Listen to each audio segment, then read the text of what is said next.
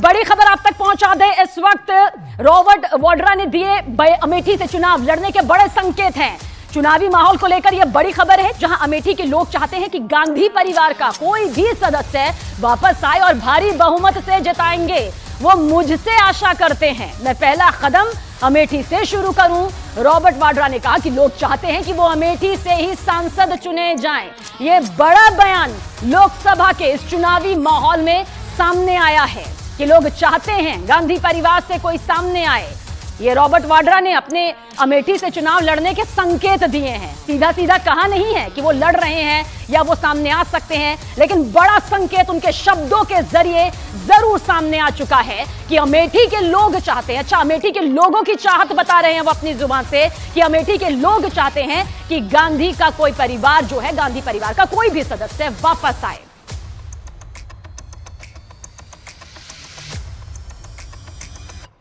और अब बात कांग्रेस में मची नेताओं के भगदड़ की करने जा रहे हैं। एक ऐसी भगदड़ जो कुछ इस तरह से नजर आती है।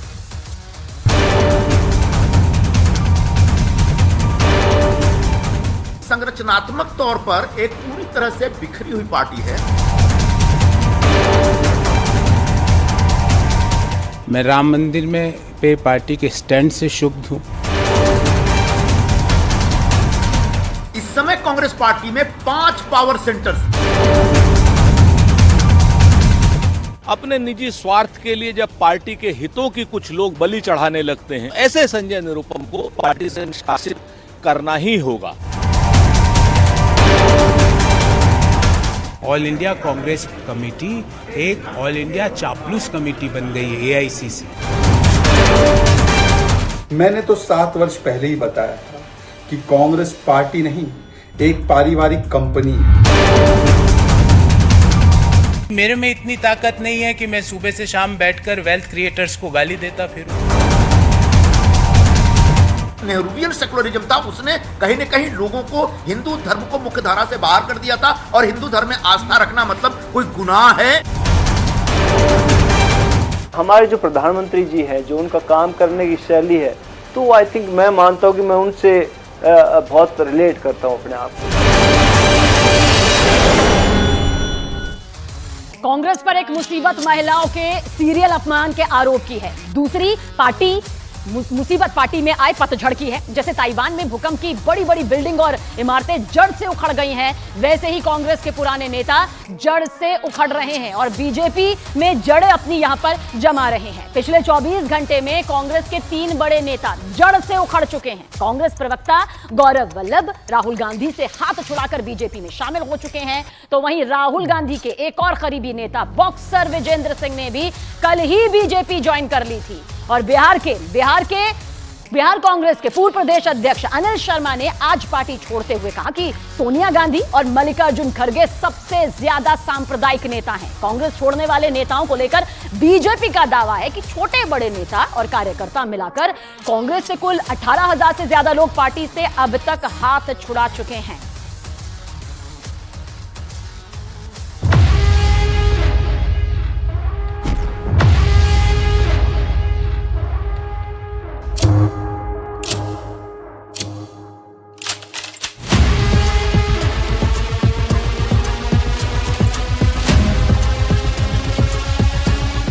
हार का डर, कांग्रेस में पतझड़।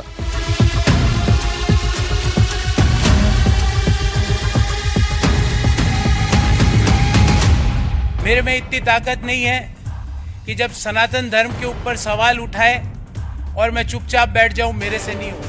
चुनाव से पहले कांग्रेस को झटके पर झटका। गौरव वल्लभ का कांग्रेस को ओके टाटा बाय बाय।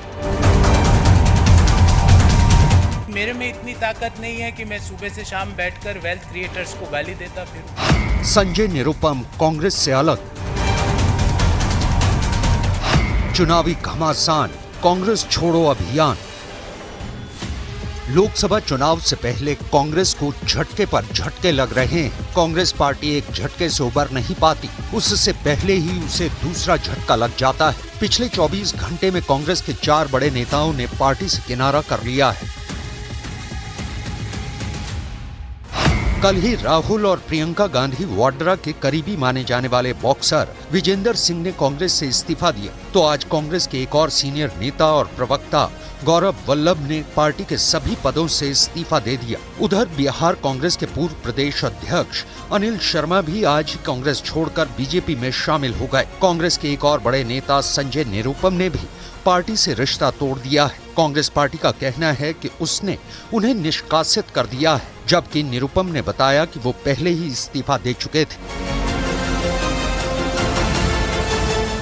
सवाल ये है कि कांग्रेस के ये बड़े बड़े नेता लोकसभा चुनाव से पहले क्यों पार्टी छोड़कर भाग रहे हैं, तो इसका जवाब खुद इन नेताओं से सुन लीजिए। दोनों ही नेताओं ने कांग्रेस पार्टी आलाकमान पर सांप्रदायिक सोच रखने और सनातन का अपमान करने का आरोप लगाया है।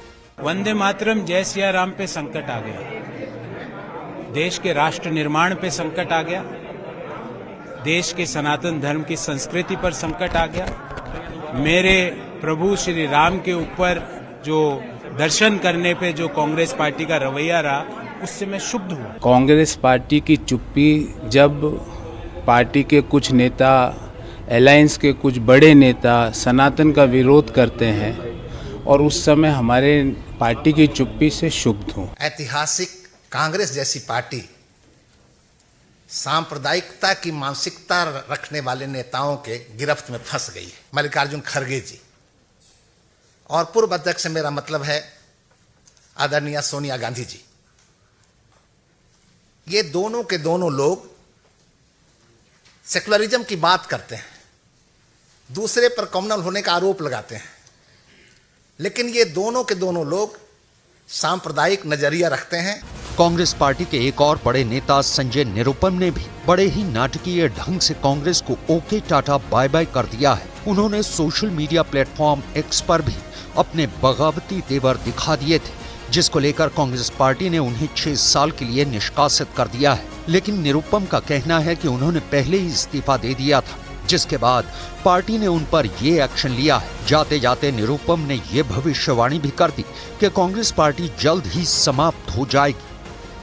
मैंने रात को 10:40 पर खड़गे जी को अपना इस्तीफा भेज भी दिया था, और मुझे लगता है कि उसके तत्काल बाद शायद उस इस्तीफे में कुछ ऐसे शब्द थे, ऐसा मेरा एक्सप्रेशन था, उनको लगा कि कुछ ज्यादा हो जाएगा अगर हम चुप रहेंगे, तब उन्होंने इस प्रकार का एक फैसला किया। मतलब A4 साइज का एक कागज कांग्रेस पार्टी ने आखिरकार बर्बाद कर दिया। में और महाराष्ट्र में जिस प्रकार से शिवसेना के साथ शिवसेना की शर्तों पे कांग्रेस पार्टी ने गठबंधन किया और लगातार कांग्रेस के हकों और हितों को त्याग करके शिवसेना के दबाव में आके शिवसेना के सामने सरेंडर करके पार्टी के नेतृत्व ने जो काम किया और जिस तरीके से सीटें छोड़ दी, उसकी वजह से मैं नाराज था और मैं बार बार बोल रहा था कि इससे कांग्रेस पार्टी आने वाले दिनों में कमजोर हो जाएगी और मुंबई में हो सकता है धीरे धीरे दफन हो जाए। यह कांग्रेस पार्टी की श्रद्धांजलि लिखने का एक शिवसेना का षड्यंत्र है।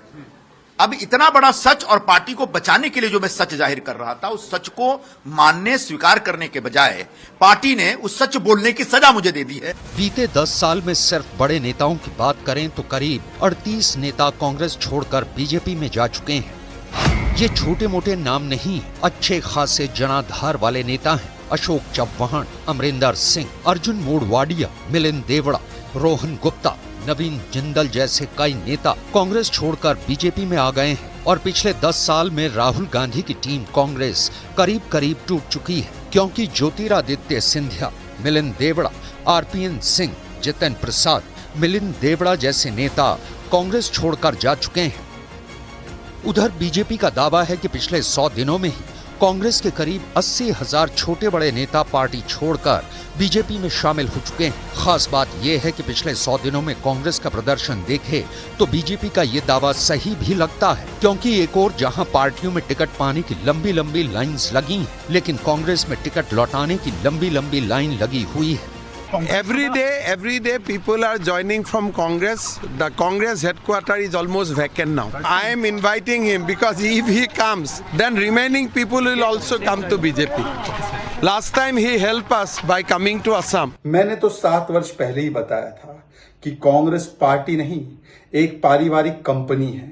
इसमें देश हित नहीं, इसमें समाज हित नहीं, केवल अपने परिवार का हित देखा जाता है, और जो परिवार से नहीं चाहे उसमें परफॉर्मेंस कितनी हो, काबिलियत कितनी हो, उसे कांग्रेस छोड़नी ही पड़ती है, उसे मजबूर कर दिया जाता है।